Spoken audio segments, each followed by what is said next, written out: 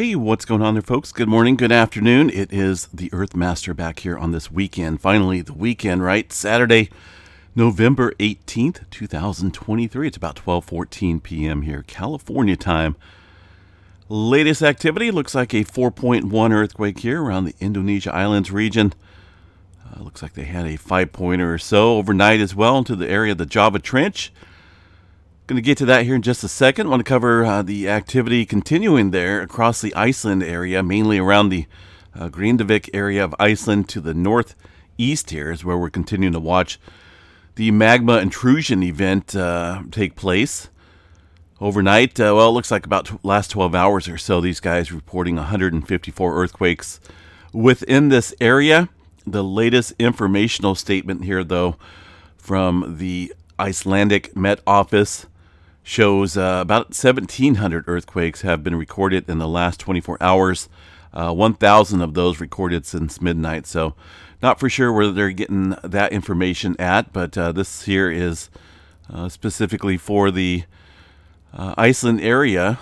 These guys only shown about 154 in the last 24 hours. But either way, I think we can agree earthquake activity is still continuing around that magma intrusive area, which is roughly right around in this area here. That does include a good portion of the Grindavik area right here.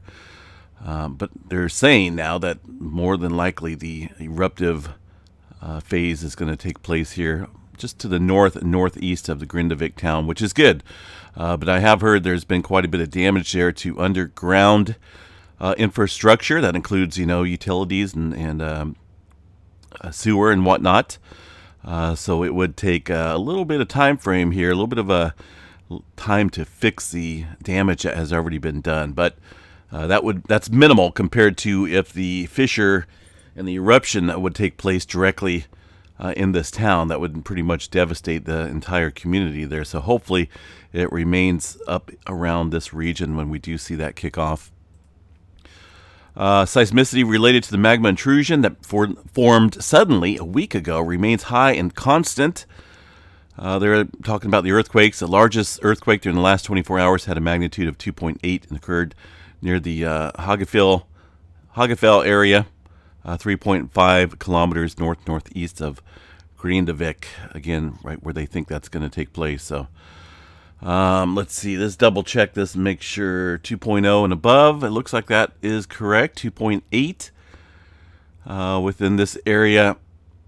And that's roughly going to be the area they think that eruption is going to take place at. So we'll continue to watch that, report back on it. Not a whole lot of changes yet. We're just kind of waiting. Currently in a state of pause, so to speak.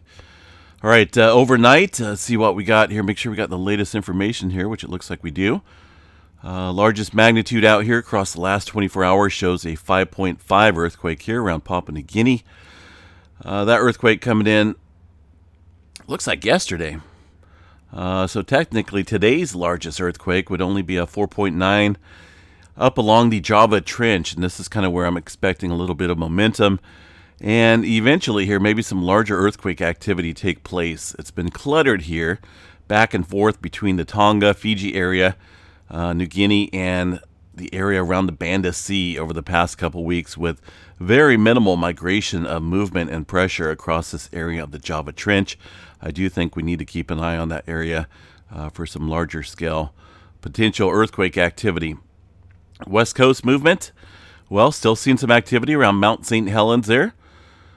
Specifically right up at the summit region. Let's see what we got for the webcam here today. Looks beautiful up there. A little bit of sun. We got the rain and wind down here today in Northern California. Kind of nice. Rained majority of the night. But for now, Mount St. Helens looks pretty quiet. As far as any signs of an eruption go, obviously we would see a lot more earthquake activity if this was getting geared up. But for now, just like the past few weeks here, it's just been minimal earthquake activity off and on there. We'll continue to watch that and report back on any major changes if they happen. West Coast here, California, looking at a couple smaller earthquakes. One earthquake above the 2.5 threshold. That's around the geysers. Aside from that, as you see, microquake activity. Yellowstone National Park, I was just checking that out. That's going to be, not that one, that's an older view. Here's today's updated seismogram overlay. Does show some earthquake activity here, mainly across, looks like it, probably around the Purple Mountain area. Looks like there's a handful of earthquakes here in the last 12 hours. Nothing big, and of course the USGS hasn't got to those yet. They'll probably get to them Monday morning. Anything below 2.5 never shows up here across the area. Even if we have hundreds of earthquakes there at Yellowstone registering 1.5 or 2-pointer, if it's below the 2.5 threshold, they never show up here on the map until the seismologists and whatnot review them. All right, rest of Southern California, as you can see here, just generally microquake activity. Same out in the Texas area. Oil fields getting hit pretty good over the last few weeks. Let's go ahead and look at the earthquake 3D globe here once again. Minimal movement up here across the Kuril-Kamchatka and into the Aleutian Trench. Hawaii is not showing any elevated activity here today. And South America, a couple threes down there, it looks like, around the Peru-Chile Trench. We'll continue to check back on this. Space weather outlook here today. We are noticing a slight uptick here in the charts over the last 24 hours. That's due because of a sunspot region, fairly active region here, 3489. The latest magnetogram image of that area does show some complexity here and some growth within the entirety of this sunspot. So we'll continue to watch that. It does harbor some potential, I think, for some flaring in the coming days. Also a newer sunspot here on the northeastern limb that's looking quite impressive from this view. We'll get a better look at these, though, in the coming days. Right now, 90% chance for a C flare. We do have a little bit of flaring coming in right now, and it looks as though it is from the one on the northeastern limb. So that's definitely something to watch here as we head into early next week. Could get active, hopefully. We'll see things pick back up. 90% chance for a C flare, M flare at 20, X flare around 1% chance. And looks like they've lowered the solar storm potential here coming up for tomorrow and Monday. We did have a G2 class storm that was forecasted. Looks like that has been dropped drastically here. We'll have to keep an eye on that and see if that kicks up beginning tomorrow when a small CME is expected to pass close to the Earth. Storm Prediction Center here today. General thunderstorm activity out across the area of the west. Kind of venturing out here across the southern plains as well. Nothing major forecasted except for on day 3.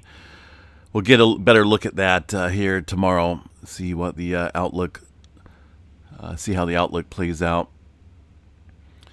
Numerical models here of storms. Well, here's our storm out here right now in the west coast, kind of bringing some rain and some wind. That is expected to shift east here and bring the potential for some severe weather early next week into portions of the south. Again, we'll cover that tomorrow as we get a little bit better perspective of what may be transpiring in that area. Aside from that, looks like a colder pattern coming in. Let me go over here to the symbol, dropping down out of the northwest potentially as we head into the end of next week. Some colder temperatures out here across the majority of the country. Pacific Northwest, though, looking like that's going to be underneath the influence of some high pressure. Hopefully not for long, but we'll kind of see how that plays out. Either way, it looks like we do have some drier conditions out here across the west coast for the beginning of next week. That's pretty deep or pretty high pressure ridge out there, that's for sure. All right, guys, I'm going to jump off here and enjoy this Saturday. I love the wind out there. Missy Mimi's has all of her wind chimes going, and they sound beautiful out there. Sounds absolutely enjoyable, I guess is the word I can kick off right now. I love it when the wind kicks up. Hawaii, real quick. There's not a whole lot going on here, as you can see on the earthquake map. Let's go ahead and real quick double check the inflation level across Kilauea Volcano. Forgot to check that last night. We were kind of leveling off in terms of inflation there at this volcano. Today, I haven't even seen it. Well, it kind of looks like we're climbing up slightly with inflation across the summit tilt meter station here. But still leveling off from this last event here. We can kind of seen a pretty good inflation event there at the Kilauea Volcano, but we've dropped, now leveling off. We'll have to see where this goes. It's kind of been a game of up and down in terms of inflation and deflation there at that volcano, but we'll definitely check back on that later. Have a good one, folks. See you guys back here later tonight. Take care. Enjoy your weekend.